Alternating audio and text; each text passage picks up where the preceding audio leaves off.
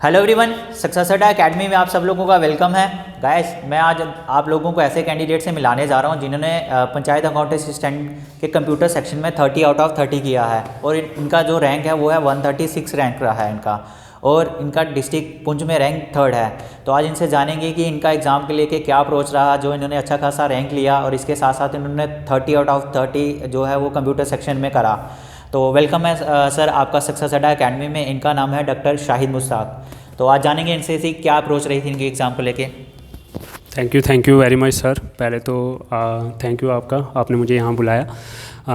Introduction तो मेरी आपने डॉक्टर सर से सुन ली होगी। मेरा नाम शाहिद है, डिस्ट्रिक्ट पुंछ से बिलोंग में करता हूँ।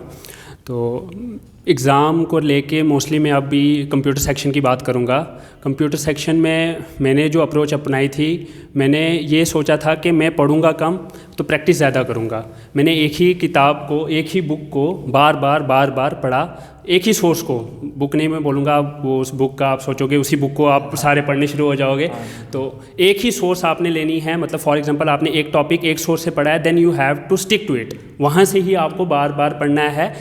पहले आपको वो पूरा एक बार आप जब सिलेबाई को, जो JKSSB ने आपको नोटिफाई करा हुआ है, उस सिलेबाई को आप जब गो थ्रू कर जाओगे, then you have to see the past year paper questions भी देखने हैं आपको कि JKSSB किस टाइप के क्वेश्चन पूछ रहा है। ठीक है, फॉर एग्जांपल आपने इनपुट एंड आउटपुट डिवाइस पढ़ा, then you have to go back, check करना है कि इनपुट आउटपुट डिवाइस में किस टाइप के क्वेश्चन आ रहे हैं। अगर आप सॉल्व कर रहे हैं देन आप वो सोर्स पे स्टिक करो और उसी को बार बार पढ़ते रहो। अगर फिर भी नहीं हो रहा है देन आप कहीं और देखो कि यहाँ से नहीं हो रहा है तो मैं किसी और सोर्स से भी पढ़ लेता हूँ जहाँ से वो पूछ सकते हैं।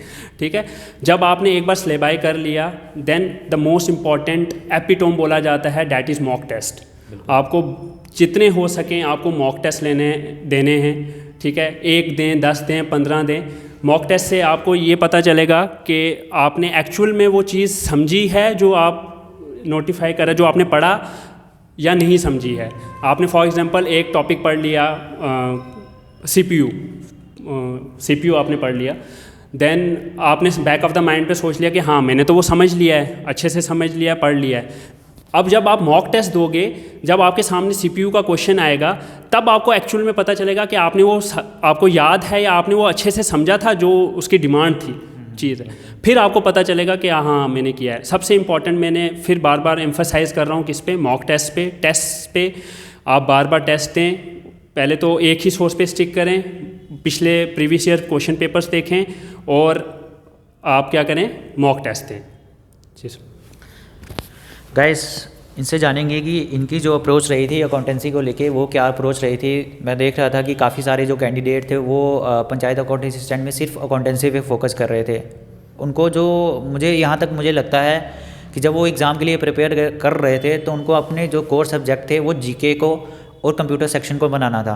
जिन लोगों ने कंप्यूटर सेक्शन में से और GK में से 60 में से 50+ स्कोर करा है, वो सारे के सारे कैंडिडेट इन हैं। तो आई थिंक सर की भी यही अप्रोच रही होगी एग्ज़ाम को लेके। तो शेयर करेंगे कि क्या अप्रोच रही थी इनके एग्ज़ाम को लेके ओवरऑल।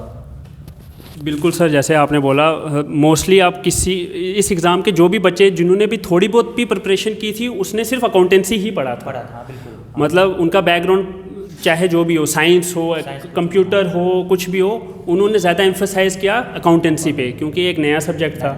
तो मेरी ये अप्रोच थी कि मुझे पता था ये मेरे लिए नया है तो सबके लिए नया है।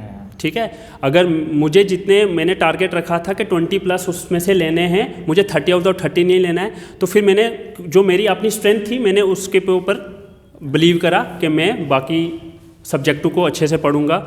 GS किया, कंप्यूटर किया, साइंस किया। मैथमेटिक्स का मैं आपको बताऊं कि मैथमेटिकल सेक्शन जैसे मैंने 10th तक ही करा है, तो उसके बाद मैथमेटिक्स नहीं लिया है। तो मैंने उसकी ऐसी प्रिपरेशन करी थी कि अगर कोई सिंपल क्वेश्चन आता है मैं वो ना छोड़ दूँ। ठीक है, जो सब कर रहे हैं मैं वो ना छोड़ूं, बाकी अगर टफ होगा तो वो सबके लिए टफ होगा।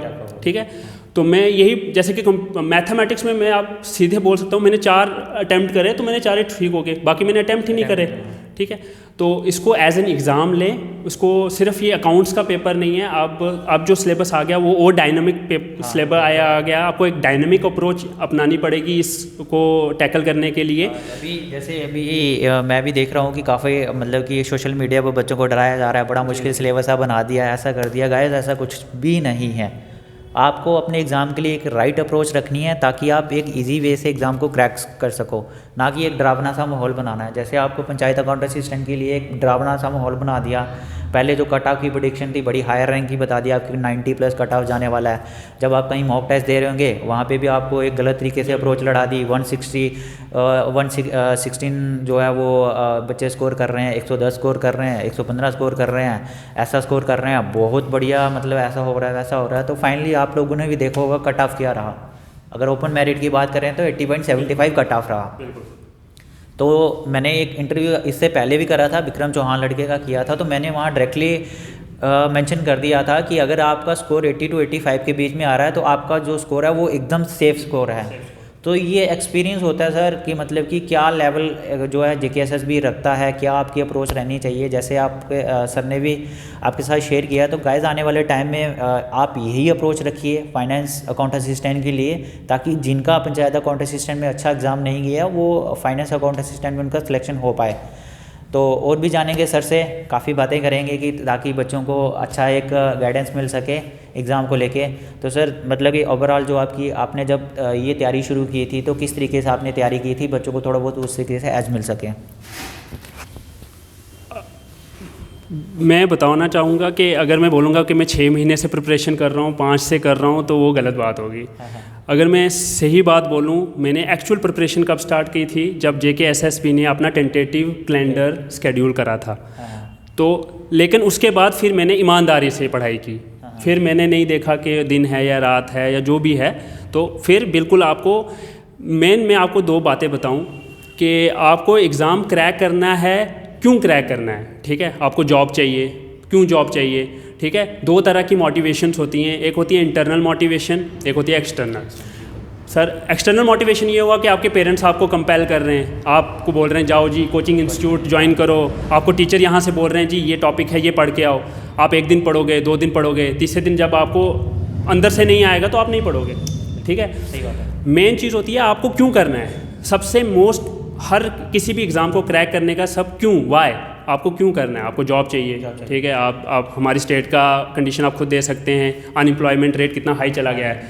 आपको अगर जॉब चाहिए तो इंटरनली आपको मोटिवेशन आना चाहिए कि हाँ मुझे जॉब चाहिए तो मुझे चाहिए, ठीक है। चाहे पहले यहाँ पे हमें यहाँ पे डरा रहे थे कि 2 लाख बच्चों ने अप्लाई किया है जी, कहाँ आपका नंबर आएगा।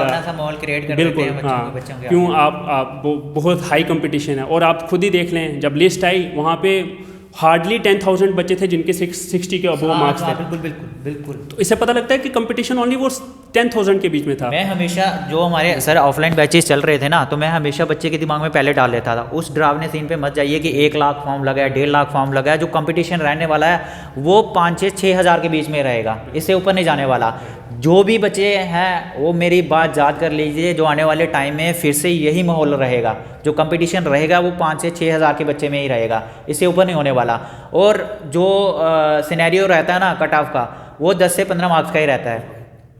जहां आपने 10 स्कोर अच्छा कर लिया, अगर आपने 10 स्कोर अच्छा नहीं हो पाया तो आउट, यही एक मार्जिन रहता है 10 मार्क्स का। तो और भी जानेंगे सर से कि मतलब कि आप और गाइड बच्चों को कर दें जो अब आने वाले टाइम में इतने सारे जॉब्स आ रही हैं उनके लिए प्रिपेयर कर सकें। जो भी हार्ड वर्क कर रहे हैं, मेहनत कर रहे हैं पूरी डेडिकेशन के साथ, राइट अप्रोच के साथ, उनको थोड़ा सा एक एज मिल सके और उनका भी सिलेक्शन हो सके। तो क्या आप रहेगा सर आपके एंड से? बस मेरा यही कहना है कि आप अब सबको पता है स्लेबाई आ गया हुआ है, आप स्लेबाई को प्रिंट आउट ले लें। आप डेली, वीकली, मंथली टारगेट्स बनाएं, ठीक है। डेली फॉर एग्जांपल आपको ये 2 टॉपिक करने हैं तो करने, ठीक है। फॉर एग्जांपल आपने जीके के कोई भी 2 टॉपिक उठा लिए, पर्सनैलिटीज़ उठा ली, या कोई और जैसे दूसरा टॉपिक है 73rd अमेंडमेंट एक्ट है, वो आपने पढ़ा, अच्छे से पढ़ा, देन उसके आप MCQ सॉल्व करें, अच्छे से सॉल्व करें, ठीक है। वो देन नेक्स्ट डे जब आप जाएंगे, मैं एक बात और बताना भूल गया, द मोस्ट इंपॉर्टेंट बात, द रिवीजन की भी एक टेक्निक होती है, वो भी हम आपके साथ शेयर करेंगे। रिवीजन की टेक्निक होती है daily, 3rd day, alternate day बोलते हैं उसको, वीकली एंड मंथली।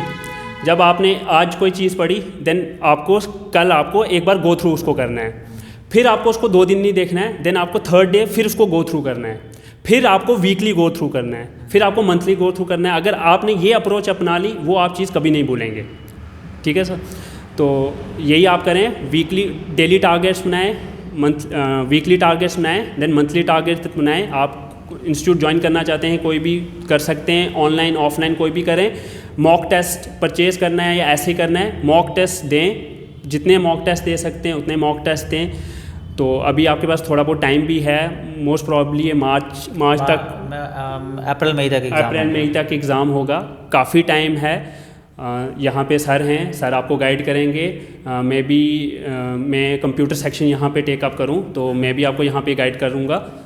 ठीक है सर।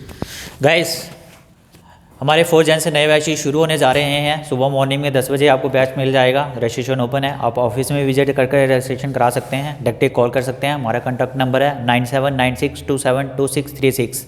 आने वाले टाइम में आपको सर कंप्यूटर सेक्शन पढ़ाने वाले हैं और आप भी 30 आउट ऑफ 30 कर सकते हैं अगर राइट अप्रोच के साथ आप जाएंगे। Thank you very much guys.